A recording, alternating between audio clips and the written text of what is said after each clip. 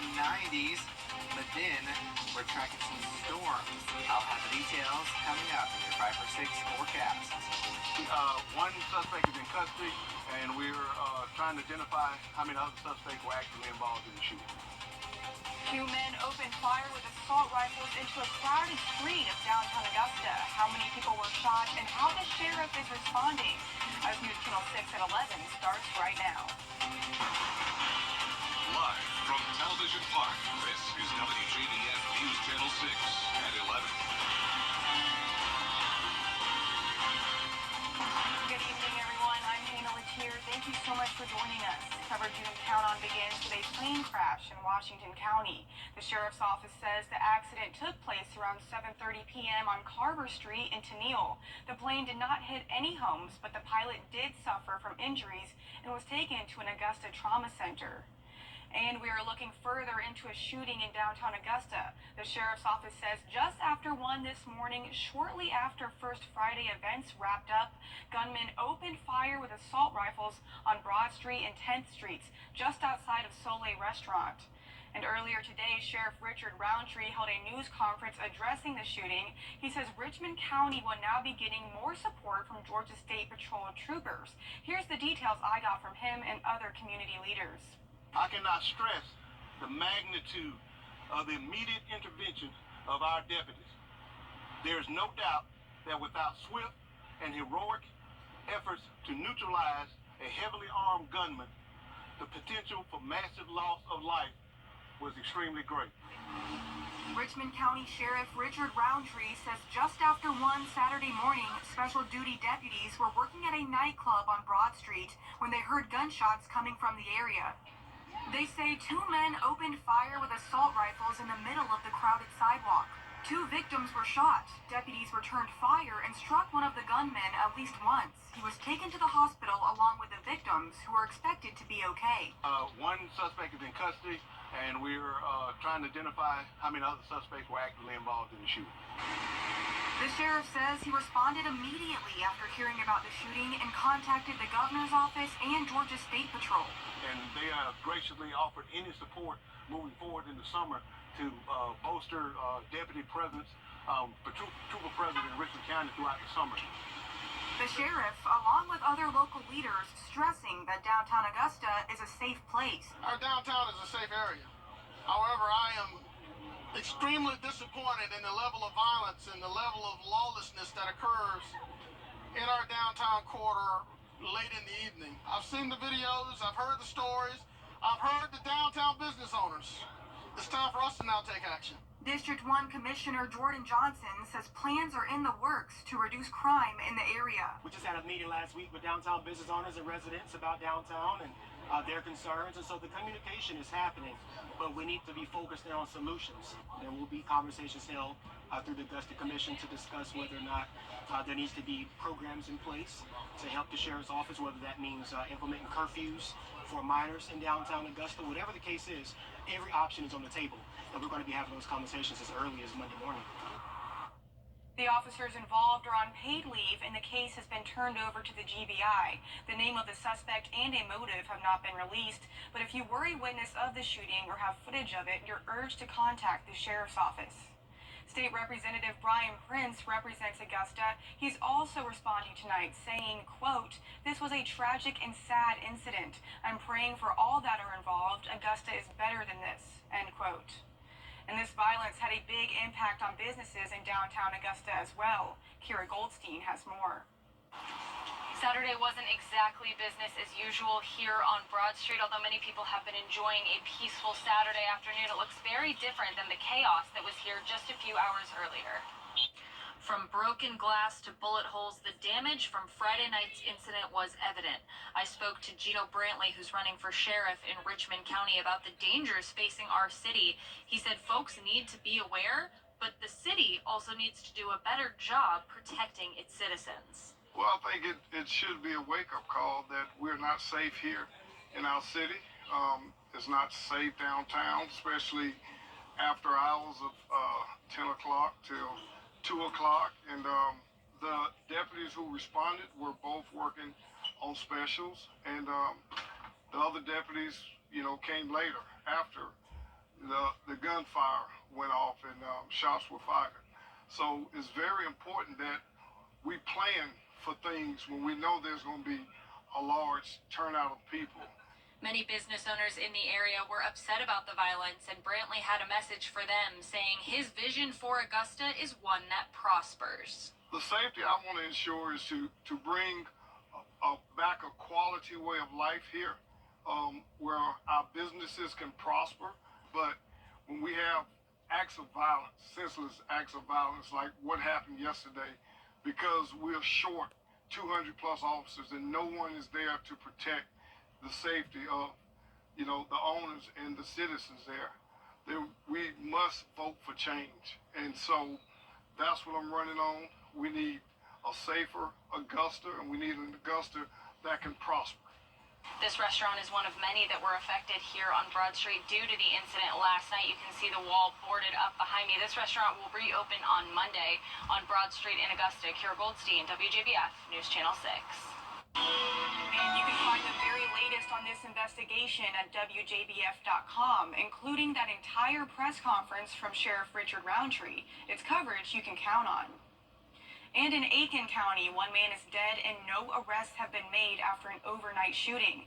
It happened at the intersection of Bettis Academy Road and Sage Creek Boulevard in Graniteville. The coroner tells us 23-year-old Richard Carroll was taken to the hospital where he died from his injuries. If you know anything about this case, you're urged to call the police. And it's time now for a first look at our weather with meteorologist Miller Hyatt. Miller, it was pretty toasty today, but not too bad in my opinion. Yeah, very warm, right around average. I like it like that. Yes, me too. But get ready for tomorrow. And we're talking about well above average temperatures in the mid to upper 90s. Some spots could get closer to 100 degrees. So it's definitely going to feel like summer, that's for sure. But for today, it was right on target. 90 degrees was the high, 58. So a little bit cool this morning, which is actually below our average of 67 degrees. So nice and quiet out there right now in Swainsboro on our Terry Lambert Hyundai Skyview cam, and we're all sitting quiet with clear skies overhead. That's going to allow temperatures to fall pretty fast again tonight. We're still mild though right now, 70 in Augusta, 69 in McCormick, 71 Aiken, 72 in Barnwell, 74 in Waynesboro, but we're going to start to see that temperature fall pretty fast. So going into the dew points right now, we're back up into the 60s, so hopefully you enjoyed the 50s today. That was comfortable, but now we're back in the 60s, so we're starting to feel very muggy outside. We can thank this wind that's now becoming southerly for bringing in the moisture. And for tomorrow, most of the area is going to be dry for most of the day with temperatures around the mid-90s, but changes come by the overnight hours as we are tracking a storm system that could be bringing in some severe weather. Right now, it's only about a marginal risk, level 1 risk. I'm tracking the potential for some damaging winds, also maybe some small hail. I'll have the latest timing and what to expect coming up in your 5-6 forecast. Hannah? Thank you, Miller. Looking forward to it. Founders Day of Caring is almost here, and you still have time to donate. Our parent company, Nexstar, will observe its 28th anniversary next Friday, June 14th. This year, in the spirit of giving back to the local community, we're supporting Hotel Ministry, a safe haven, an apartment complex dedicated to helping women and children. We try to provide for any physical need that they have. That's our first goal. Then we try to provide for their spiritual needs. But we have to get them clothed and fed and that. So there's always a need for canned goods and snacks for children. They're also in need of bedding and room items, bathroom and kitchen items, and clothing. You can drop off items here at Television Park during business hours on Monday. And as we continue to observe the 80th anniversary of D-Day, if you missed an updated version of the COVID-19 vaccine may arrive in the fall. FDA vaccine advisors say the current vaccines are less effective against the JN1 variant. That's the most common variant right now here in the U.S. This week, the group unanimously voted for the agency to tell vaccine manufacturers to update their shots. The decision now goes to the full FDA for approval. If it passes, the new vaccine will offer protection against one COVID-19 variant. Well, if you thought today was hot, get ready for tomorrow as temperatures will be sizzling like chicken on a grill. Temperatures in the mid-90s expected. Details coming up. News Channel 6 and the Giving Your Best partners are teaming up with Shepherd Community Blood Center to save lives in their annual summer blood run. To donate, just stop by Television Park in Augusta Tuesday, June 18th from 6 a.m. to 6 p.m. All blood given will stay local. And lucky donors will be entered into a raffle to win meet and greet tours at the station, plus specialty WJBF swag. Help us make a difference this summer. The Giving, a gift of life. When I was your age, The Live 5 for 6 Skyview Network, sponsored by Terry Lambert Hyundai.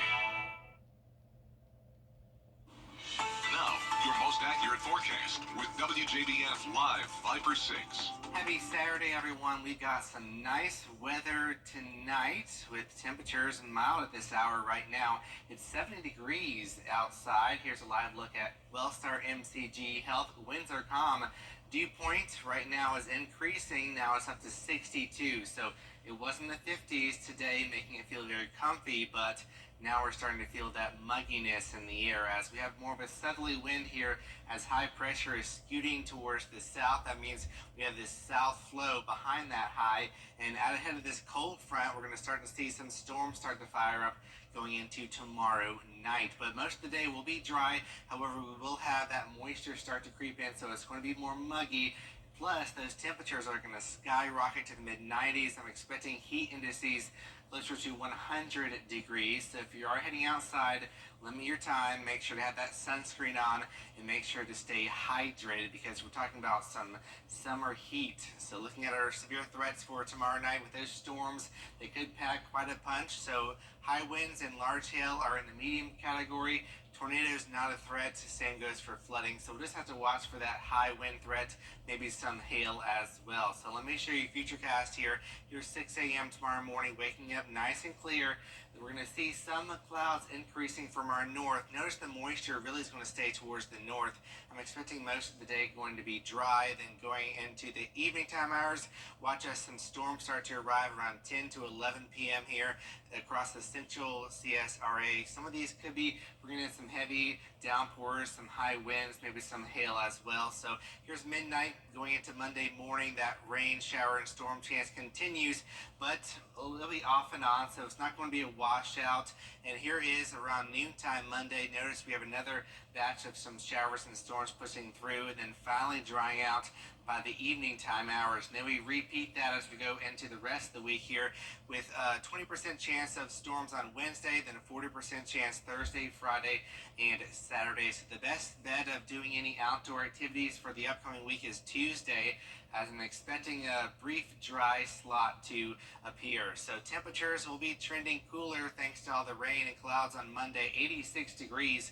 And then back up to the 90s we go by the middle of the week, then hovering around 90 by the time we get towards the end of next week. So for tonight, temperatures will be cool in the 60s, but you will notice that increase in humidity. Average low is 67 degrees. Tomorrow we're going to be about 6 degrees above average with a high of 96 degrees. But notice south of I-20 could be in the upper 90s, 97 Swainsboro, 97 Millen.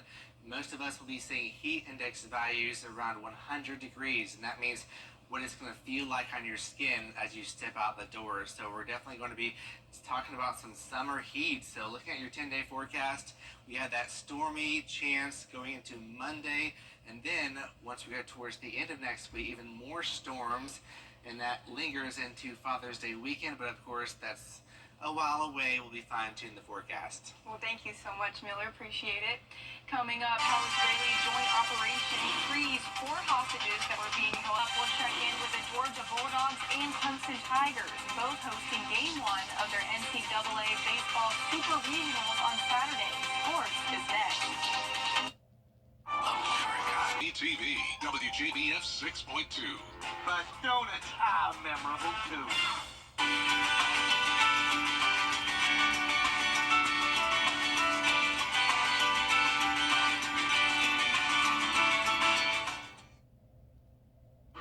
I'm News Channel 6 Sports Director Brendan Robertson here at Foley Field, where Game 1 of the Athens Super Regional did not go Georgia's way.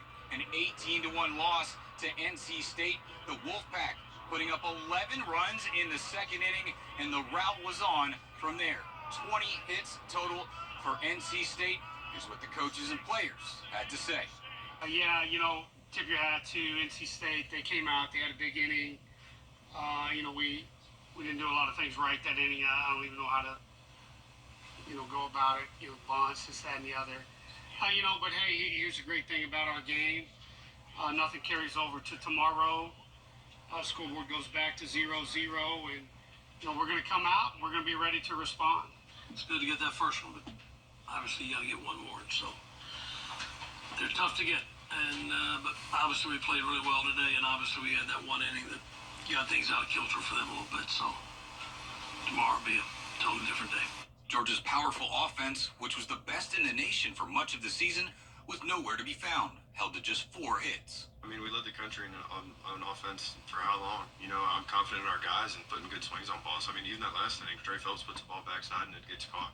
Mine at first base, I don't even know who hit it, but right at second base. And at that point, we're all just kind of chuckling, like, it's how it's going today. And you can't change it, but you just got to keep putting swings on it. Even after a tough day, the Georgia pitching staff is confident heading into Game 2, where ace Leighton Finley will likely get the start. I mean, we're confident. I mean, we have a lot of really good guys that threw today and guys that will throw tomorrow. And I mean, we have plenty of guys. I mean, from our starter tomorrow to into the bullpen. I mean, we have a bunch of really good dudes that the pitching staff has confidence in, and then the hitters also have confidence in it too. And I mean, we've been playing really well as a team, kind of together, and we know the hitters are going to pick the pitchers up tomorrow. The pitchers are going to pick the hitters up tomorrow if we can. And like I'm excited to see it happen. I'm excited to see those guys kind of fight for each other as the spot we're in. Georgia will now try to regroup and be back here at Foley Field for Game 2 at noon on Sunday. Reporting from Athens, Georgia, Brendan Robertson, WJBF News Channel 6. Meanwhile, in Clemson, the Tigers fall to Florida in Game 1 at 10-7. Clemson led 4-2 until the 5th inning when the Gators put up 7 runs to take a commanding 9-4 lead. The Tigers' comeback came up short with a couple runs in the 6th inning. Clemson will look to keep their College World Series hopes alive when they host Game 2 on Sunday at 2:30 p.m. Coming up, country music legend Dolly Parton is working on a new project, 9 to 5. We have the details after the break. There's a lot to the Bath Fitter difference. Our Wild, located on Washington Road near I-20. Get the latest from News Channel 6 delivered right to your inbox with the latest headlines from South Carolina, Georgia, and the entire CSRA. Sign up for newsletters today at WJBF.com. Sponsored by Alpha Insurance.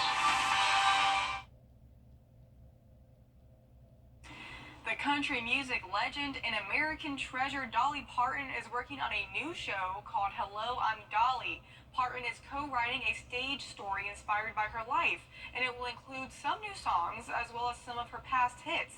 She hopes to have it land on Broadway in 2026, and this isn't the first time Parton's music will be heard on Broadway, as the stage version of 9 to 5 landed in 2009, and the 1993 Christmas special Candles, Snow, and Mistletoe, which used her song with bells on. Wow, I got Miller right here. He's Dolly Parton's biggest fan. Yeah, right?